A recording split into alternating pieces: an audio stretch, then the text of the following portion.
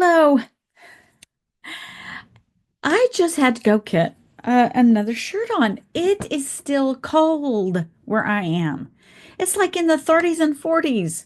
I'm a Texas girl.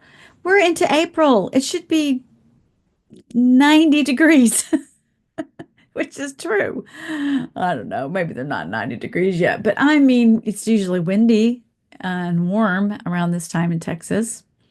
And for sure, you could be at the pool. So, anyway, it's cold. And so here I am in a sweater. So what I wanted to do is this is Titus 2:4 again. And I don't remember which episode this is, but I had some thoughts and I just jotted them down on what I think makes bad parents. I'm going to try very hard to give you what makes good parents, but I just thought let's just start with some things I don't think work very well at bringing children to the Lord and then keeping them there. We want our children not just to love the Lord, we want them to be holy. And a lot of Christian parents will create a bunch of lukewarm Christian kids, and we don't want to do that. We want them on fire for the Lord. So, what I have seen among Christian parents that I think can really cause bad parenting is when Christian parents feel guilty about what they did growing up. And so they then superimpose that on their child, like, oh, I'm not gonna let them do what I did, and I'm gonna make it super hard.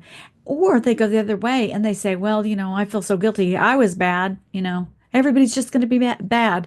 It's just the way life is. We're all bad. So, I mean, they can go either way on either side of the spectrum with that. And so that's not good. Don't be guilty. Just ask the Lord for forgiveness and then think of ways to raise your children where they can use your experience and wisdom without making the same mistakes and without you seeing them as being like you and making the same mistakes. They're different. It's a different time, different place. They may turn out very differently and not make the mistakes. Okay. Another thing is they listen to secular experts. And a lot of experts, doctors including, will want you to medicate your children for bad behavior. And even though it's not an illness that the kids are having, they're going to medicate them. And as a matter of fact, what happens a lot are little boys have a lot of energy, and parents don't like that. It irritates them. They don't want to have to go to the creativity of finding something for them to do or taking to the park. But little boys have a lot of energy. And then they end up having to sit in school and then they eat all this sugar or additives that make them additionally hyper. And then they medicate them. So that is a cycle that needs to be stopped. And that can be very bad parenting. Uh, and just because there's a medical name for behavior, it does not mean it's an illness. Defiant behavior disorder can often be dealt with parents' behavior and not drugs. Another thing that can cause very bad behavior or actually cause very bad parenting is if you get a divorce. And there's lots of terrible things can happen because parents usually want to blame the other parent, which may or may not be true. It's such a difficult situation.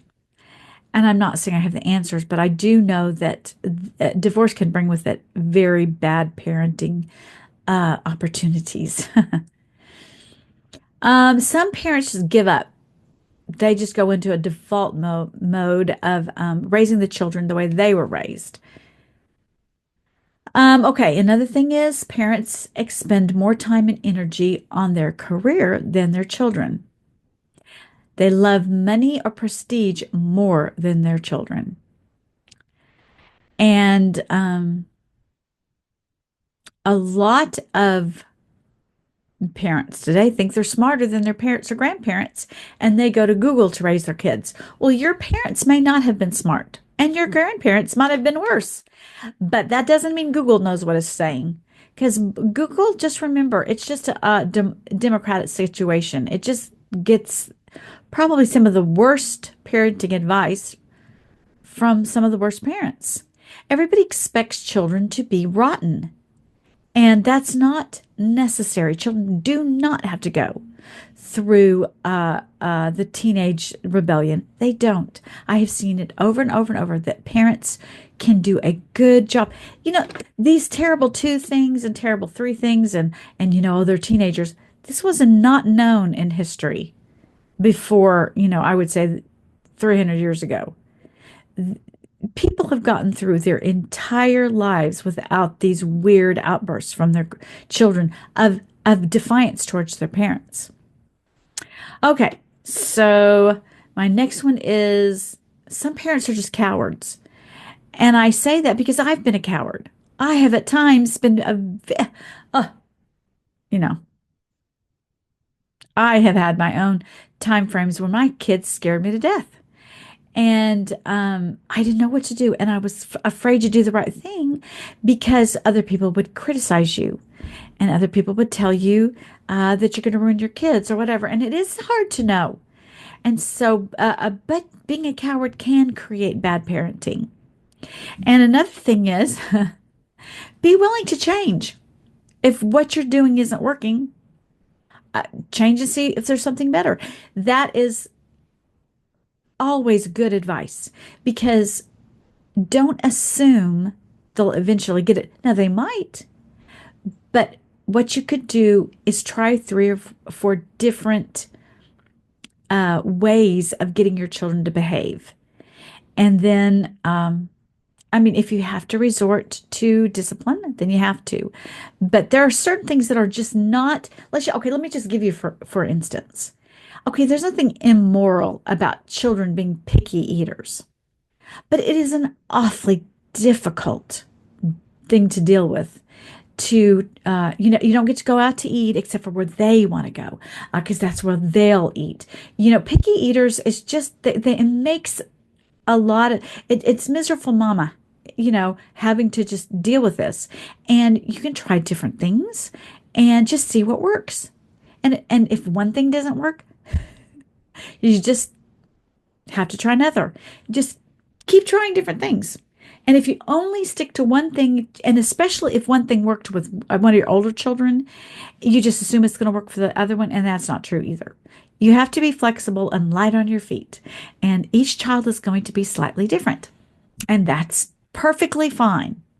So just change up your what you're trying. Now, I'm sorry to insult my poor parents listening, but I see this so much. Parents expect their children to be better than they are. And they want a lot of mercy and they want a lot of understanding when they do something wrong. And you've had so many years to discipline yourself. So why don't you, if you see your children in need of discipline, always start with yourself. Are you a disciplined person? And so don't expect your children to be more disciplined than you are. Okay, so another one is if you would just allow your children to have iPhones and play video games. Oh, okay. So this guy, he's a Christian child psychologist, Dr. Ray Guarendi, and I said I wouldn't listen to experts all the time, but this one is interesting because I agree with him, so I'm going to use him. He relates the stories of otherwise well behaved children reacting violently when iPhones or video games are suddenly taken away. Okay, the next one is don't simply ask, well, what harm can it do? I think in a lot of situations that's fine. If it's not a moral thing and if it's not, you know, but like if you're gonna say, well, what harm is it going to do if I let my child watch this show that may not be the most appropriate? Oh, well, and they excuse a lot of leniency in their moral, that trajectory that kind of keeps allowing things. Um, so I would say a lot of times you should ask, what harm can it do, but also always ask, but what good can it do? Because you want to keep your kids doing good. You don't want to infuse your children with habits of bad behavior that God is going to have to deal severely with them to get rid of it. You know what I mean? If you teach your children to be lazy and not responsible, God is going to have to change that, and it's going to be painful. And if you teach them while they're young, is this going to be good for my child? Then I think that's a good thing. And don't always rely on, what harm going to do? Okay. Be aware of how corrupt the world is. You don't ignore it, you judge it. And I would say the last one is don't be afraid of your children. I think I already said that, but maybe I didn't. Oh, yeah, the cowards. A lot of people are afraid of their children. I just repeated it for some reason in my notes. But anyway, so uh, don't overly judge your children. Know that they need a lot of discipline and a lot of love, and make obeying you a joy. That is one of the best pieces of advice my mother ever gave me. Make obeying you a joy. And if you're always scolding them, if you're always too harsh, if you're always on them, if you're a helicopter parent, you're going to drive your child to want to not be with you.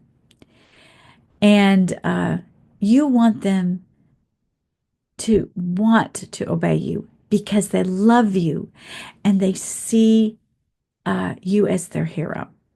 So, anyway, make clear values, you live them, and teach it to them daily. And that's just, some thoughts off my head for you today. Thank you, and God bless.